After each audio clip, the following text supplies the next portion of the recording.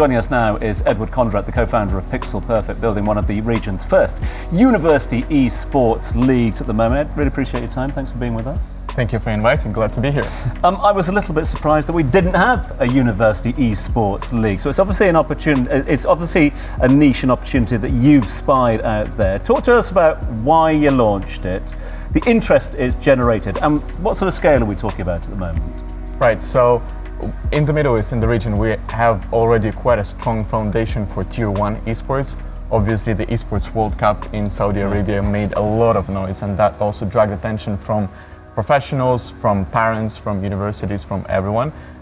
Also soon there is going to be Esports Nations Cup, which is akin to Olympic Esports Games. Now we have national teams that are being built all over the world. Around 60 nations participating there. So there's quite a strong foundation for Tier 1 players, for professional players. And then there are also game publishers like Riot Games, like Tencent, that are kind of also building regional leagues where semi-professional and professional players from the region also play. And what we thought is that there shall be the grassroots level that everyone has been talking a lot about.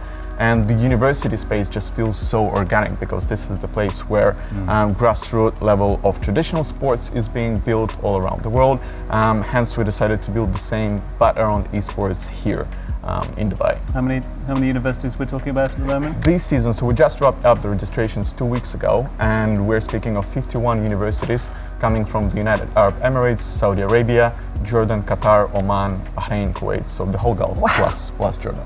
So, Edward, also there's the way how a lot of people actually see gaming. This is a bit different from the way how we actually see it, and it's not seen as the way how we see it as an industry. It's very mainstream, and it's very common for a lot of people to see it as, oh, it's something that's just for kids. How do we actually change their opinion that this is actually a career path that people can actually take? I think it really all depends on whom you're speaking to. So if you're speaking to university administrations, for example, and you're trying to convince them why it is important to invest and support esports, then you just simply need to draw the parallel with traditional sports. Many parents or many academics even sometimes see sports as a distractor from studies. And anything actually that is not studies as a distractor from studies. But then yet again, the only thing that we need to show them is data. We show them how many students register and sign up for esports tournaments and teams per each university, compare that to the demand that they have for traditional sports, and also show them that there is really like an easy progression from playing at universities to getting into the semi-professional leagues organized here in the region by game publishers, and then getting into the professional scene, which today encompasses all kinds of professions, really, live stream and live broadcast production. There's also team management, there besides of being player. Or event management, marketing, advertisement, business development, you name it. Every single aspect of an industry is there for esports too. Edward, what would you say has been your observation from seeing the students on the fields, and how seriously do you think they're taking something like this? I think students are extremely excited, and it's very pleasant to observe the esports matches live because there's lots of emotions, lots of drama, same things that you would see in traditional esports, and what makes it really great to watch and be part of and be a fan of. There are quite a few students who want to become esports professional athletes, who look at the biggest stars in esports, who are just like traditional sports stars. They are millionaires. They're flying around the world, they're visiting all the different tournaments and have a great career as well. So it is taken seriously by a lot of students who want to pursue this as a career or professional athlete and also work in the industry. I'm just going to dive into more detail here. So let's say a student is playing, decides that they're really interested in while they're in university. How does it go from them playing a game to actually competing on a higher level? What are the steps they need to take? Sure. So the way we do it is we first would gather individual registrations from students and then help to form them into teams, and then run an internal university qualifier where the strongest team and set of players would represent the university, and after that they would be playing against the universities within the same country.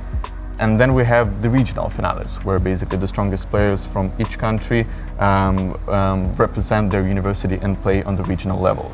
And then at the end of that, we organize show matches between the winners of the University League and the semi-professional professional league. So there's kind of a clear pathway from being a passionate gamer at a university to getting spotlighted by players or coaches or recruiters, scouters from professional teams.